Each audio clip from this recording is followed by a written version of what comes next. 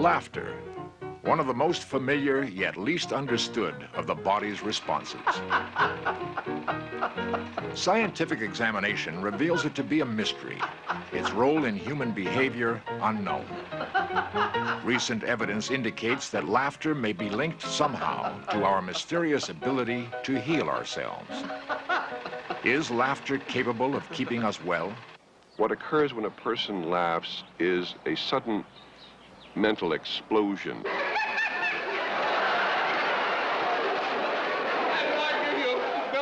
Baseball scoop. Scoop! I would rather have a comedian with me when I'm feeling badly than a doctor. What is the importance of laughter? Could it be linked to survival itself? Come with us now as we go in search of laugh therapy.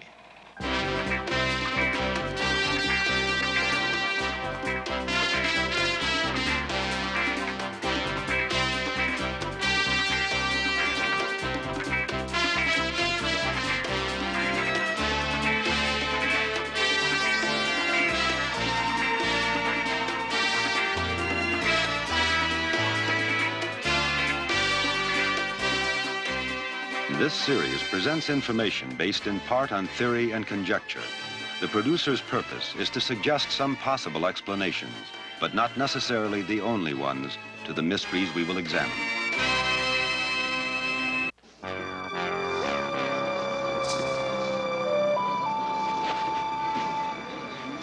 In India, a man's wrists are deeply burned, then smeared with a mustard paste as a therapy against an illness.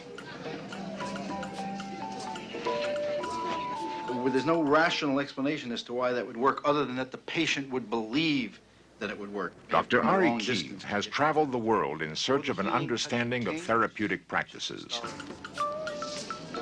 By simply believing in the therapy, this man's mind helps him to heal. Can we ascribe healing powers such as these to other forms of therapy? I think what's exciting about what we've been learning from studying the primitives is that at the same time that we're making great advances in molecular biology, we're also becoming aware of the tremendous power of the mind, the power of positive thinking, the power of faith, all of which, when integrated, will open up a new era in the treatment of psychiatric as well as physical illness. From around the world, we learn of strange therapies that seem to be impossible, yet they do work.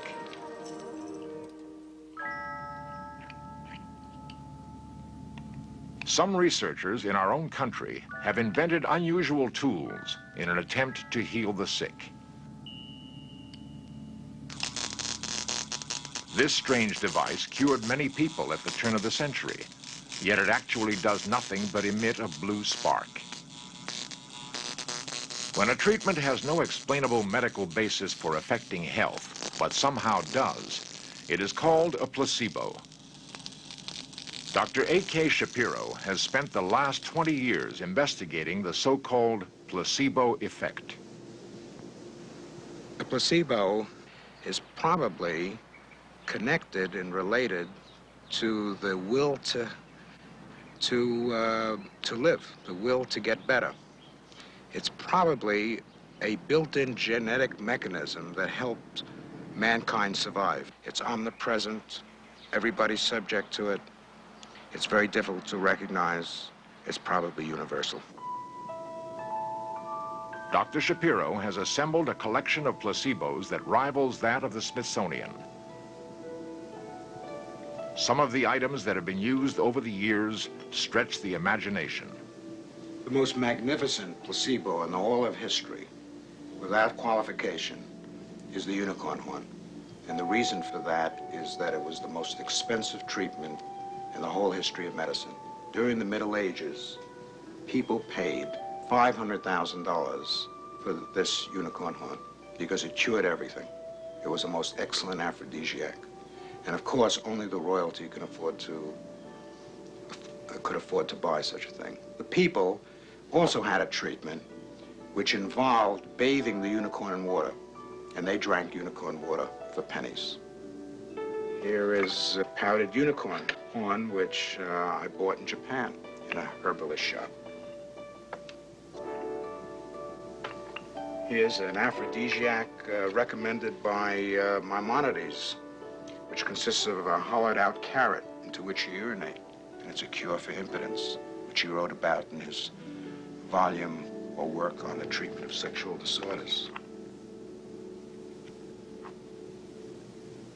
Here's Hirudo medicinalis, that's a leech, which were extensively used in treatment to, again, withdraw the bad from the inside.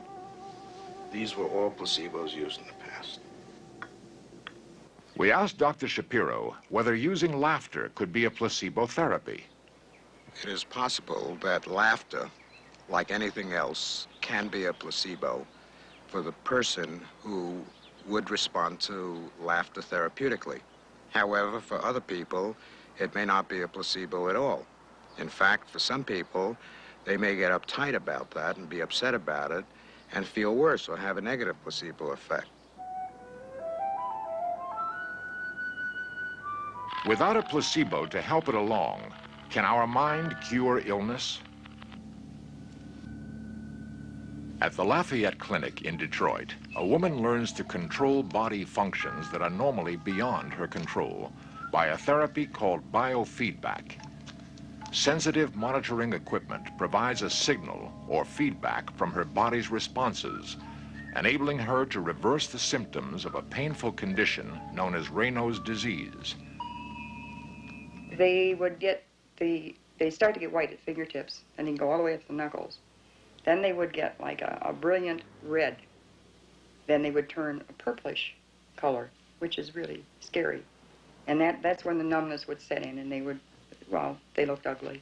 Project Director Dr. Robert Friedman explains how biofeedback works. Biofeedback involves electronically monitoring and feeding back to the patient or subject information about a particular physiological function, so that the patient hopefully can eventually learn to bring that function under his own control, eventually without the use of the machinery. Our work with biofeedback in Raynaud's disease tells us that at least in some cases, it's possible for people to control their physiological processes and thereby abort or turn around certain disease processes. Whether or not this is merely due to a placebo effect or whether it's due to some true intrinsic effects of biofeedback really remains to be determined by future research. Whether a placebo or not, this woman is using a form of therapy that allows her to use her mind to become well. But if burning wrists and electronics can be therapies, what else might work?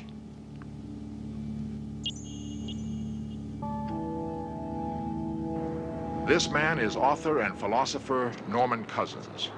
For him, laughter has a special value, for it may have played a key role in saving his life.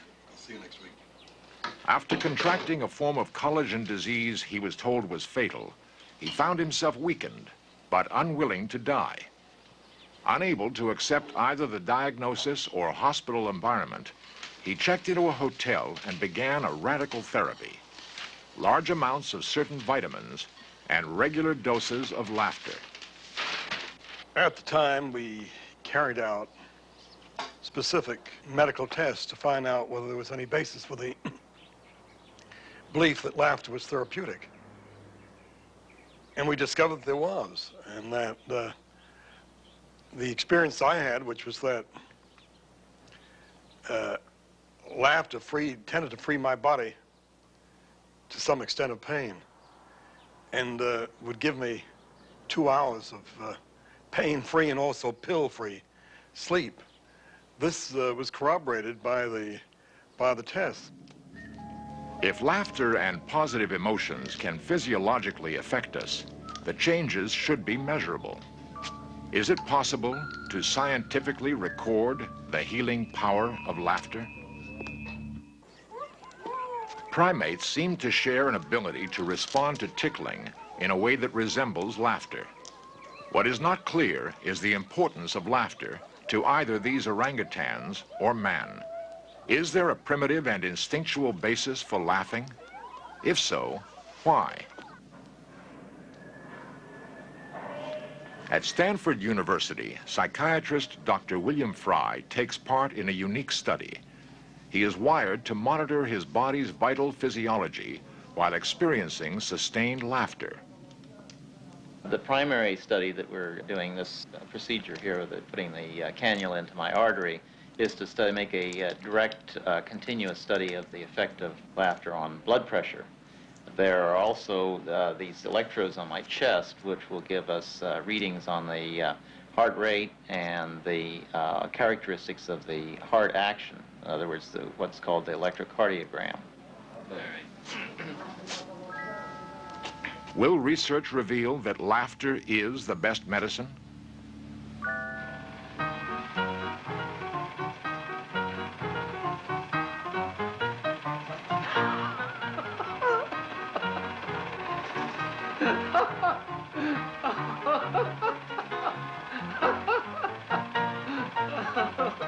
There's no question about, in my mind, that laughter is good for you. I think that it's good for people in a number of different ways having to do with this matter of the stimulation of various bodily processes. We can see in the blood pressure activity here that there's a stimulation of blood pressure responses. There's also an increase in the heart rate that takes place. It's been demonstrated in other studies. We also know that there's quite a bit of muscular activity that accompanies laughter.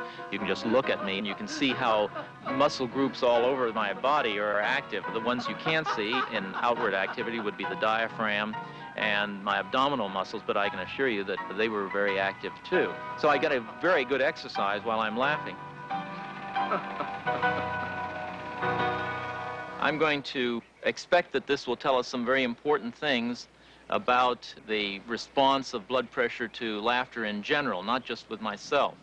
It's an area of science that hasn't been explored before. The whole area of the physical effects of humor and laughter on the body is one that's relatively ignored.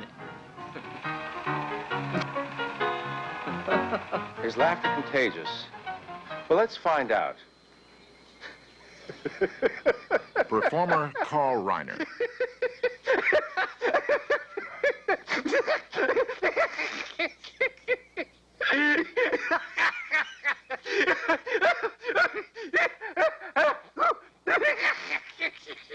I don't know.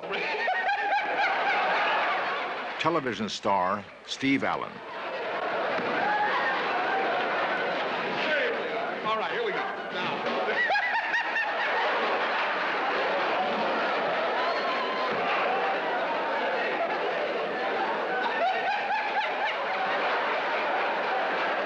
Oh, only the script were this good. All right, here we go. The annual spring training warm-up.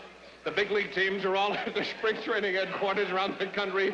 Let's see what's happening. And what a joke does, at least many jokes do, they derail the logical train of thought. You think you're going to a certain point, and then you're surprised. And I think this leads to perhaps some physical, literal spark in the electricity of the brain. And for reasons not yet clear, this produces the physical response of pleasant surprise and laughter. We go ha ha, and the muscles go boom, boom, boom, that sort of thing. When you're unhappy, the juices flow that make you feel bad, and you feel things are happening. You feel a disintegration inside the body. When you're feeling badly and crying, there's tensions, and you know that your organs are reacting to it. They must be. And when you're laughing, you think of nothing. You feel happy. You feel good. You feel good. There's been a notion that I laughed my way out of a serious illness. Not quite true. Laughter is a good headline, but the important thing is that I try to employ all the positive emotions: love, hope, faith, will to live, laughter. Laughter was important to be sure because laughter helps to oxygenate the blood. It enhances respiration. And some medical researchers believe that it combats toxicity. So laughter is important, but it would be a mistake to think that that is the only positive emotion that was put to work. You laughs last. Well, happy people live longer. There's no doubt about it. At Children's Orthopedic Hospital in Los Angeles, stuntman Red Horton steps into a classic comic role. Doing a gig like that, it's of children especially, because it's so hard to hold attention. It's really rewarding to feel that. He believes that a clown is a healer and that laughter is his medicine.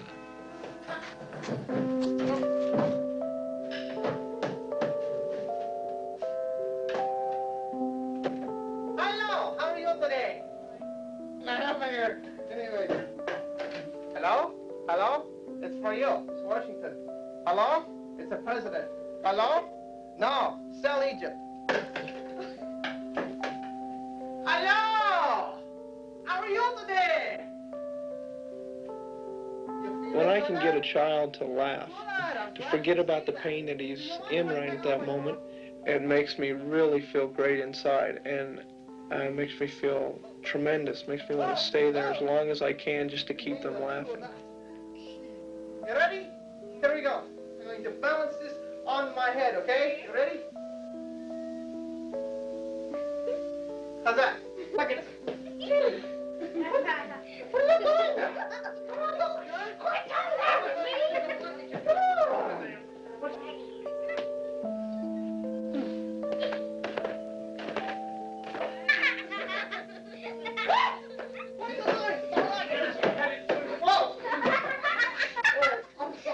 I see myself in a role that has been carried on for centuries between clowns, Lute Jacobs, all the way back to the court jesters. I see myself trying to make people in general a whole new outlook in life, something with a little humor, something to laugh at, something to feel good about living.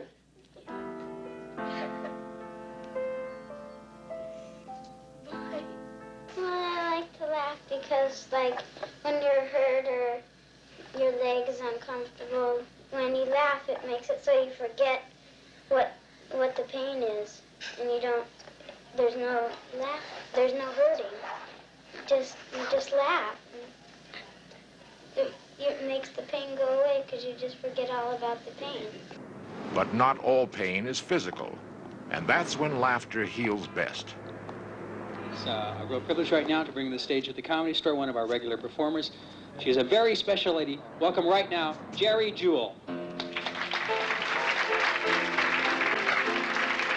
ask for a better reception. Now, how we are tonight. Yeah, I can't lie to you people. I got cerebral palsy. I knew that I had cerebral palsy when I was just a little kid. And I always used to admire the clowns and the circuses and stuff like that. And I always used to think that if they put me in a clown costume, nobody'd ever know I had CP. They always walk funny. But I understand, I'm not insensitive, and I understand that we're brought up in a society where we're taught not to stare or laugh at handicapped people. Well, tonight I'm going to break all those rules. And I'm going to laugh at Turpin and Carter.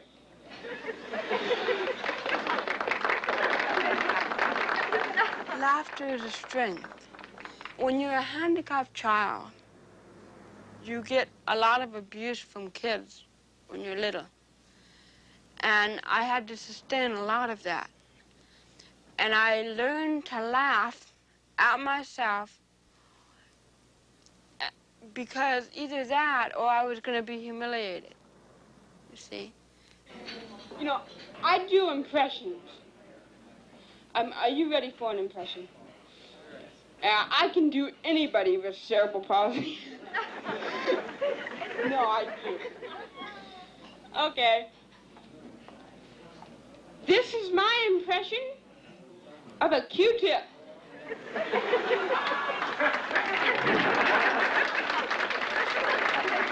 What goes on between me and my audience is that there's a lot of love going back and forth. It's like I'm giving them love and they're giving me love, and it's going back and forth. It's vibes, very strong vibe. I think the most beautiful part of being a comic is being successful with a set and walking off the stage and seeing everybody smile. It's so neat. And I love it. It's just, makes me feel so great.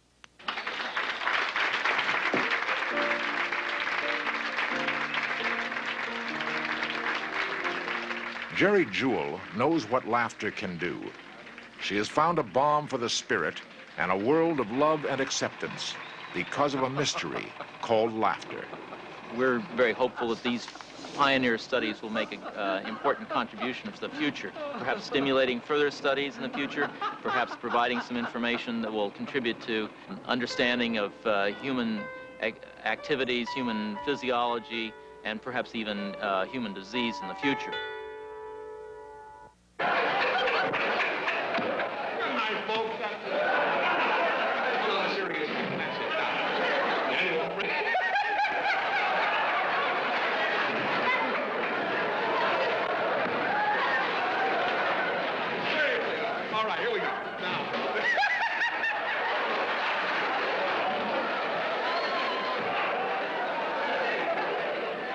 Is it possible that clowns and comedians through the ages have touched something we instinctively recognize is vital to our well-being?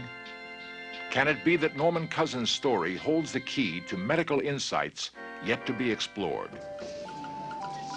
Insights that are linked to our mysterious ability to heal, an ability that crosses both cultures and time.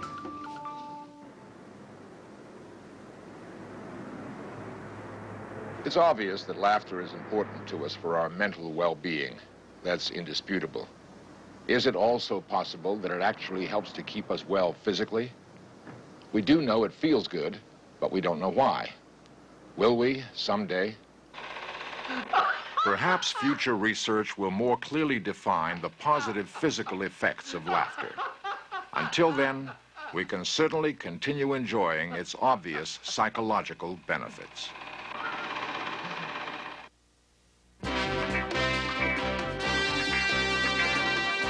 Lost civilizations, extraterrestrials, myths and monsters, missing persons, magic and witchcraft, unexplained phenomena.